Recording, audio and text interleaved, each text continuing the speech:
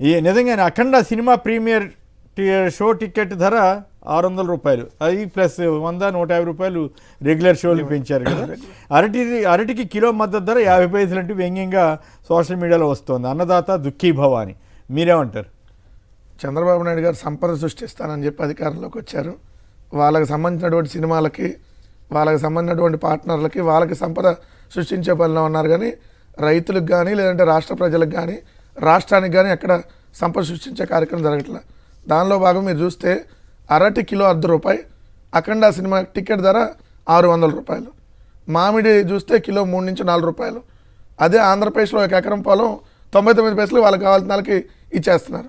So కాలర్సే చెప్తున్నటువంటి విశాఖ నగరంలో అది కూడా ఏంటి సార్, 50 కోట్ల నుంచి 60 కోట్లు విలువైనటువంటి భూమిని ఎకరం 99 పైసలు. తెలంగాణలోనేమో 100 నుంచి 150 కోట్లు ఎకరానికి వస్తూ ఉంటే అక్కడ 99 పైసలకి కట్టిస్తారు. 100 కోట్లకి ఇక్కడ ఆక్షన్ స్టార్ట్ చేస్తే 171 కోట్లకి వెళ్ళింది సార్ మొన్న హైయెస్ట్. అదే 100 కోట్లకి లాస్ట్ 2 years బ్యాక్ కొన్నటువంటి ల్యాండ్ 131 కోట్లకి మొన్న మళ్ళీ దాని పక్కనే కొన్నటువంటి పరిస్థితి. కానీ ఇక్కడ కూడా విశాఖలో కూడా మీకు అన్నట్టు 50-60 కోట్లకి ఇక్కడ కూడా ఆక్షన్ పెట్టొచ్చు కదా. 50-60 కోట్లకి ఆక్షన్ పెడితే అది కూడా మీకు 70-80 కోట్లకి వెళ్ళింది కదా. అసలు అన్ని ఎకరాలు ఇవ్వడానికి ఇక్కడ అంతా కలిపి ఎంత పెద్ద కంపెనీ అయినా కూడా 1-2 ఎకరాలు కూడా లేదు. మామూలు బిల్డింగుల్లో తీసుకుని పని చేస్తూనే ఉన్నాయి. అక్కడ 20 ఎకరాలు 30 ఎకరాలు అట్లా ఎందుకు ఇస్తున్నారు? ఇక్కడ రహేజా వాళ్ళు కొనుక్కున్నారు, ఈ సత్వా రియల్ ఎస్టేట్ వాళ్ళు కొనుక్కుంటున్నారు. కానీ అక్కడేమో వాళ్ళకి real estate Kapil chit funds వీళ్ళందరూ రియల్ ఎస్టేట్ వాళ్ళకి ఓర్న ఇస్తున్నారు.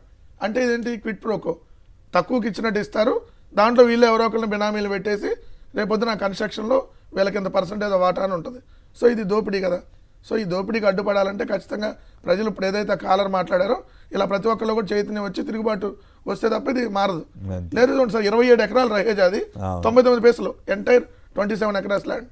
సో దీన్ని ఖచ్చితంగా ముగింపు పలకాలి. కరెక్టే. నిజంగా రైతులకు సంబంధించి మాత్రం మరి దారుణం కదా. నిన్న చూశాను సార్, 25% అన్న మొక్కజొన్న కొనుగోలు చేయమని అడుక్కుంటారు. చంద్రబాబు నాయుడు గారు కేంద్రానికి లేఖ రాసి ఒక 25% అన్న కొనుగోలు చేయండి ఏదైతే మద్దతు ధరకు అంటున్నాడు. పైన మీరు అధికారంలో ఉన్నారు, 164 సీట్లు ఇక్కడ ఉన్నాయి, అది అడుక్కునేది ఏంది? ఖచ్చితంగా డిమాండ్ చేసి తెచ్చుకోవాలి అనే అంశం కదా.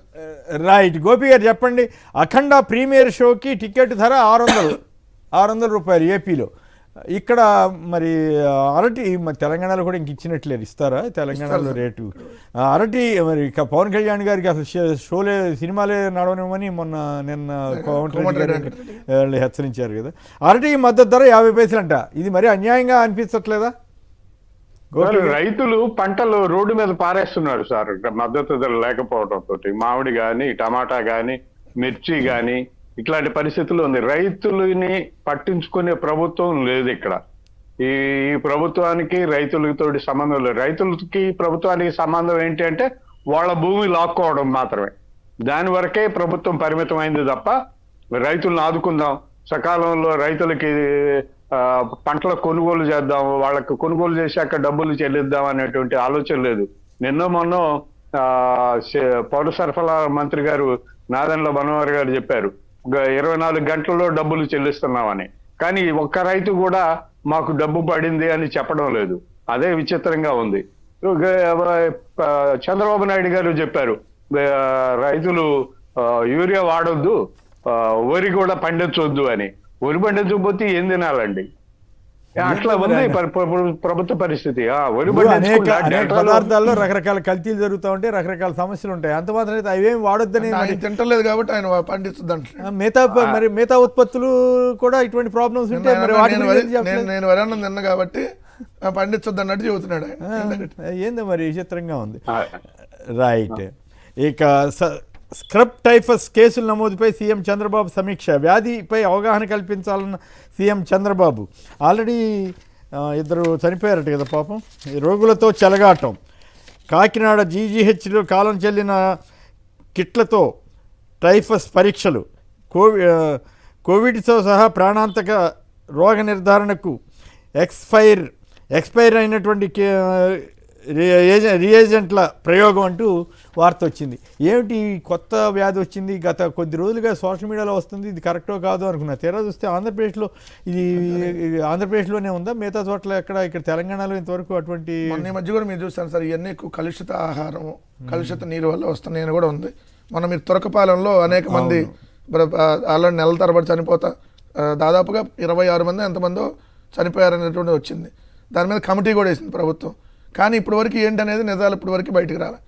అక్కడ కలుషిత తాగునీరు తాగటం వల్ల జరిగిందనేది వచ్చినటువంటి వార్త. అలానే మీరు చూస్తే గిరిజన ప్రాంతాల్లో విద్యార్థులు అక్కడ కూడా అదే పరిస్థితి. సో ఇప్పుడు ఇది దేని వల్ల వస్తుంది ఏంటనేది ప్రభుత్వం చెప్పాలి. వైద్య ఆరోగ్య శాఖ మంత్రికి జగన్ గారిని తిట్టడానికి ఉన్నటువంటి టైం ఉంది, కానీ దాని మీద సమీక్షకి ఎక్కడ ఉంది సార్? ఏమంటారు?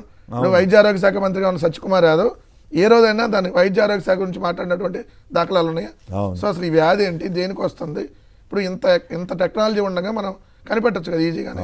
కానీ ప్రజల ప్రాణాలు కోల్పోయేదాకా వచ్చిందంటే వాళ్ళు సరిగ్గా మళ్ళీ అటు అంటే మీకు ఎవరు చెప్పారు, మీరు డాక్టర్ చెప్పాడా మిమ్మల్ని, మీ మీద కేసు పెడతారు. పత్రికల్లో వచ్చిన వార్తలు కాదు, పత్రికల్లో వచ్చినటువంటి వార్తలు బట్టి మనం మాట్లాడతాం.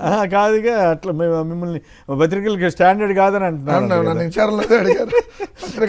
అదే డౌట్ వస్తుంది. ఇప్పుడు ఈ మధ్య కల్తీ మధ్యమనో ఇంకోటి వస్తే గవర్నమెంట్ దాని మీద యాక్షన్ తీసుకోవాల్సింది పోయి అసలు మీకు ఎవరు సమాచారం ఇచ్చారు, మీకు అడ్డు తెలుసు, ఇదేంది మరి? ఇప్పుడు నేను 4 రోజులు చూస్తున్నా ఈ గవర్నమెంట్తో ఈ తలనొప్పి ఎందుకని పూర్తిగా ఆధారంగా వార్త వచ్చిన తర్వాతే నేను అడుగుతున్నా. మరి చనిపోవటం, ఇద్దరు మహిళల మృతి, ఇప్పుడు పోలీసు వారు వచ్చి మీకు అడ్డు తెలుసు, వాళ్ళు మీకు డాక్టర్లు చెప్పారా అని అడిగితే మనం ఏం చేయాలా? అడగటం ఓకే సార్, మీ దగ్గర రిపోర్ట్ ఇవ్వమంటున్నారు వాళ్ళు ఎదురు. ఇప్పుడు నన్ను అడిగారు అట్టానే, బెల్ట్ షాప్ ఉందని చెప్పి మీరు ఎక్సైజ్ శాఖ మీకు ఏమైనా అధికారికంగా ఇచ్చిందని అడిగారు నన్ను. కర్నూలులో బస్ ప్రమాదం దాని మీద వెళ్తే విచారణకి బెల్ట్ షాప్ ఉందని చెప్పి మీకు ఎక్సైజ్ శాఖ అధికారికంగా ఇచ్చిందని క్వశ్చన్ అడిగారు. ఎట్లా ఇస్తుంది? ఎక్సైజ్ శాఖ అట్టించింది బెల్ట్ షాప్, అనధికారి షాపులు కదా, అనధికార షాపులు. ఇదిగోండి పలానా చోట ఉంది, పలానా వ్యక్తి నడుపుతున్నాడు, నేను పేర్లతో సహా చెప్తే అంత డెప్త్ అవసరం లేదు. సో ఏమన్నా ప్రూఫ్ ఉందా? మీరు వెళ్ళి చూసి వచ్చారా బెల్ట్ షాప్ని? మీరేమన్నా ఇక్కడ మద్యం దుకాణానికి వెళ్ళారా? ఇట్లాంటి క్వశ్చన్లు అడుగుతారు. గోపి గారు చెప్పండి, కొత్త వ్యాధి ఏదో ఆందోళనకరంగా ఉంది, మరి దీని మీద ప్రభుత్వం చంద్రబాబు గారు కూడా సమీక్ష చేశారట, అంతవరకు మంచిదే, వ్యాధిపై అవగాహన పెంచాలని చెప్పారట, అది అంటువ్యాధి కాదని అధికారులు అంటున్నారంట. నిజంగానే అది కాదా? మరి అక్కడక్కడ పలు చోట్ల ఘటనలు జరుగుతున్నట్లుగా కూడా ఎవరో రాజేశ్వరి అనే మహిళ కూడా మరణించారని వచ్చింది. చిగర మైట్ తరహా కీటకాలు కుట్టడం వల్ల వచ్చే వ్యాధితో పాటు ప్రమాదాన్ని ఏ విధంగా కట్టడి చేయాలని దానిపై ప్రజలకు వివరించాలని చెబుతున్నారు. నిజంగానే ప్రభుత్వం శ్రద్ధ చూపుతోందా? మెడికల్ కాలేజీలు ప్రైవేటీకరణ చేయడంలో ఉన్నంత శ్రద్ధ మరి ఇంతకాలం గత 10 రోజులుగా ఈ వార్తలు వస్తూ ఉన్నాయి, అయినా ఎందుకు ప్రభుత్వం దీని మీద చర్య తీసుకోలేకపోయింది? తీసుకుందా ఒకవేళ?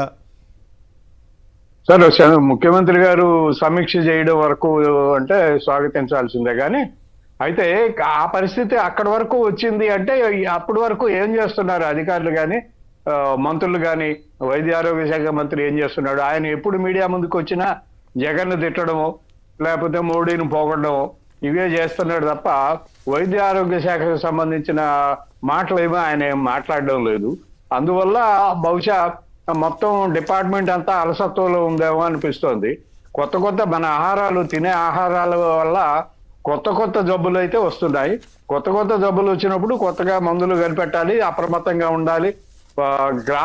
గ్రామ స్థాయిలో జగన్మోహన్ రెడ్డి ప్రారంభించిన విలేజ్ క్లినిక్లు వాటిని పటిష్టం చేయాలి. వాటిని పూర్తిగా నెగ్లెక్ట్ చేశారు. ఎలాగో జగన్మోహన్ రెడ్డి తీసుకొచ్చిన 17 మెడికల్ కాలేజీల్లో 10 మెడికల్ కాలేజీలని ప్రైవేటైజ్ చేసేస్తున్నారు. అది అంత శ్రద్ధ హాస్పిటల్ గ్రామ స్థాయిలో ఉండే విలేజ్ క్లినిక్ల్లో మీద పెడితే బాగుండేది. మరి ఎందుకని రైతులు, వైద్య ఆరోగ్యం, విద్య ఈ 3 వదిలేశారండి. ఈ ప్రభుత్వం తన బాధ్యతగా తీసుకొని చేయాల్సినటువంటి ఈ 3 పనుల్ని వదిలేశారు ఈ కూటమి ప్రభుత్వం.